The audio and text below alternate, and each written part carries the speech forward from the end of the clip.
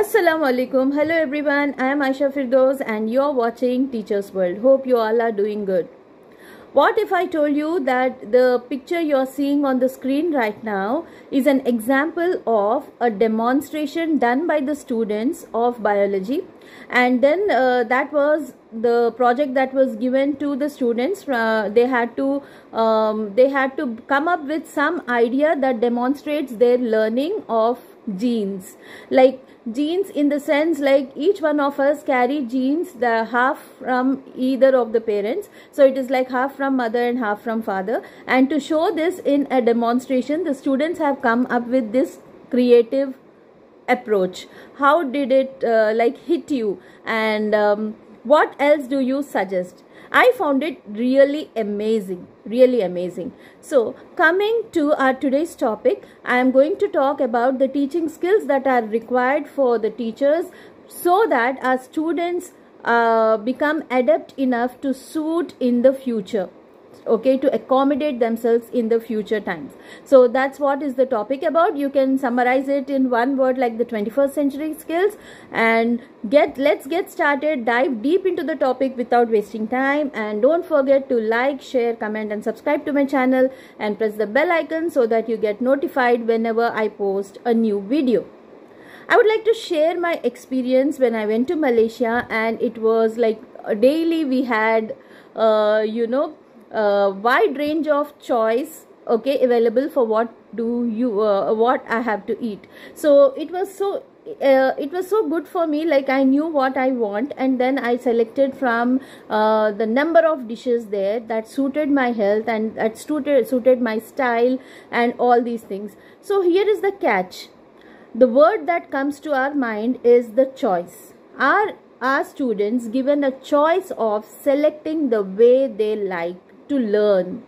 Okay, as teachers we know that students have different learning styles, preferences, intelligences and all these things, and somehow we try to arrange our teaching in such a way that we cater to all the styles. Just thinking beyond this, what if we give a choice to the students before the topic starts? How would they like to learn? How would they like to learn? Suppose I have to teach a lesson in biology or English, then I would have a range of activities for them which they would like to explore. Suppose it's a biology class, then I can keep an option wherein the students will read a particular material and they will reflect on it. Secondly, the second choice, the students will watch a video and then reflect on it and try to answer the questions given below.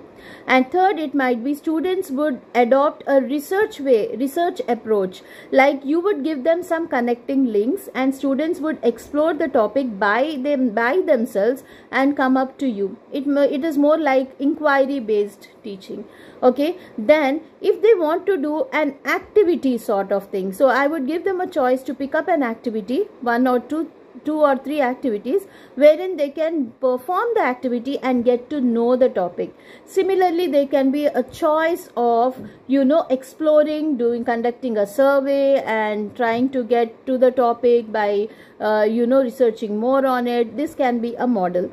Okay, so all these choices, if I give them before I teach a particular lesson, it would be like icing on the cake.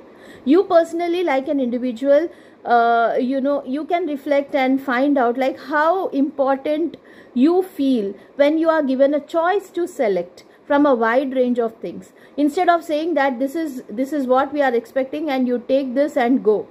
Right? So whether it is selection of your favorite cuisine or favorite dish or a dress or whatever, you usually prefer to be given a choice. So is the case with students. So my question to you is, what is your teaching menu for the day? You must have heard about lesson plan, lesson design and all these things. So my question is, what is on your teaching menu for the day? It can be related to learning target, but what is in your menu and what are the wide range of choices that cater to different learning styles and different preferences, multiple intelligences and everything. So following the choice, there are 4 skills that we intend to develop in students. One is collaboration. So when students are allowed to do a group activity, you are promoting this skill, because we as teachers know every workplace around is based on collaboration. There is teamwork going on, right? And in order to collaborate well, you need to communicate. So that is the skill which follows: collaboration followed by communication. The interpersonal and intrapersonal skills are at their best when you're able to communicate with your team members. This is the skill you need to incorporate. So when you give a group activity to the students, these particular skills have to be explored on. So what is your gauge about it? How do you gauge the exploration of these skills? Any type of questions do you have, or do you have some parameters for group activities? All these I have mentioned in my previous video, where I have discussed 21st century skills, like how to conduct group activities in collaborative learning, as a part of collaborative learning. So those two. Then comes critical thinking and creativity. Critical thinking is always interconnected with problem solving.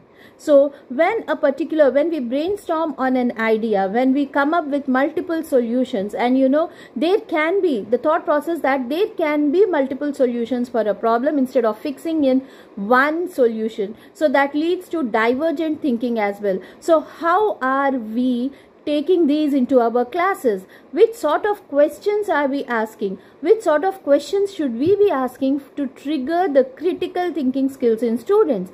Okay, so that is one important skill. May it be any subject. So a teacher needs to understand how I am going to trigger this critical thinking, so that students can actually be problem solvers. According to my experience, many a time students are like caught up in the problem. They just want instant solution. This has a greater link with their thinking abilities, because somewhere around we fix that in students' minds, because teacher also is working towards a fixed solution. Unless we as teachers open up our minds that to accept multiple solutions, multiple approaches towards a solution, then the student himself or herself cannot think about it.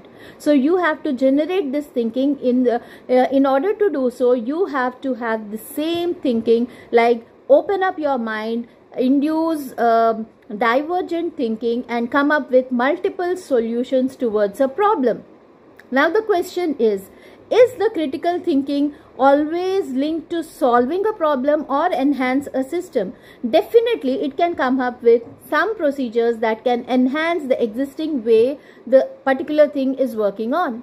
So it is a separate topic altogether. I shall share the video shortly. So you have to think as teachers what all approaches, what all methods, what all TLMs you can use to trigger the critical thinking skills in your students, because we as humans have amazing thinking ability, and as blessing of Allah subhanahu wa ta'ala, we are like Ashraful Makhlukat, we have best of the brains. So you have to think, whereas Allah is asking us in the Holy Quran many a times, posing a question to us: don't you think, don't you ponder, don't you reflect, don't you see, don't you observe? So that's the catch as teachers we have to do. Now coming to it, the demonstration of your explanation. Many a times teachers they listen to lectures which say that you should inculcate creativity in your students by giving them creative projects. Fine, agreed. By giving them creative learning, that is agreed too. Now coming up, how can students demonstrate their learning creatively? You use analogies to explain students, right? You use analogies to bring comparative analysis in students.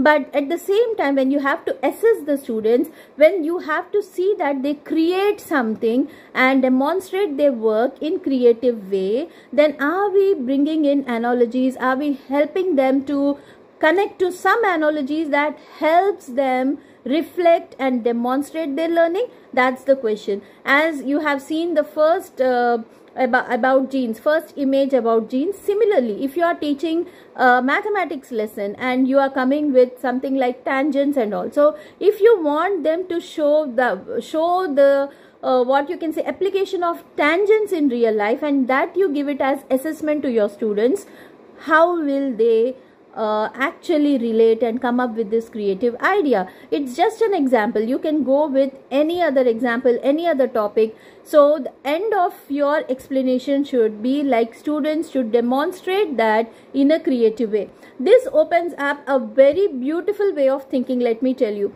That is, when you teach, you are ready with the outcomes, you start creating learning experiences for the students, and then you check the students. Okay, now when you are working on the outcomes and creating experiences, you use variety of creative ways, critical thinking and all these things into the explanation part. I want you all to reflect on this part, wherein how can you assess them? How can you assess them in a creative way? How can you assess them in collaboration? How can you assess them in communication? How can you assess them in critical thinking and creativity? So that would be an assignment to you all. And if you can share your responses in the chat box, that is like in the comment section, okay, because I'll be in Zoom meetings, I often say it is as a chat box, but I mean it is the what you can say comment section. So please think in this direction and give your students choice.